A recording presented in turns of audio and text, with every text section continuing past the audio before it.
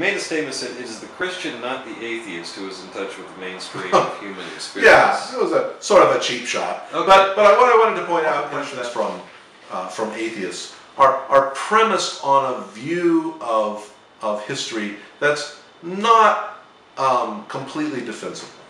And so if you say, for example, that of course nobody today could really be a Christian, they say, well, yeah, well, there are a couple of billion Christians in the world. Say, yeah, but somehow they don't count. Somehow their experience as human beings doesn't really count. The fact that they maintain a Christian faith in a huge variety of cultural circumstances that it leads them in some circumstances to do things of tremendous heroism, like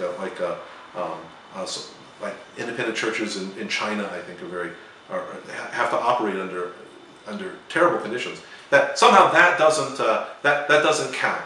That somehow the modern world is a particular secularized sub-community of the West.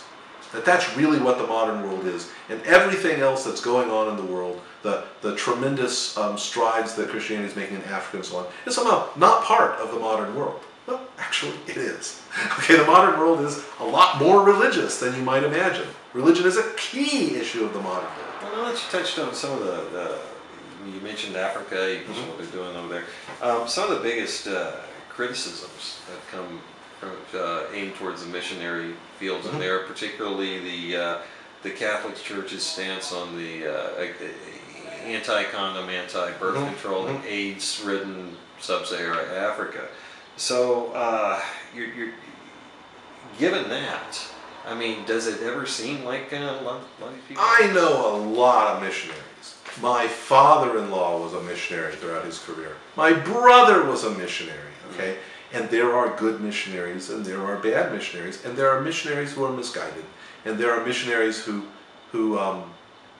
understand the culture they live in extremely well and are doing good work. So I understand the Catholic rationale about that, but I don't really agree with it. So I'm not particularly interested in defending that particular practice, but I think that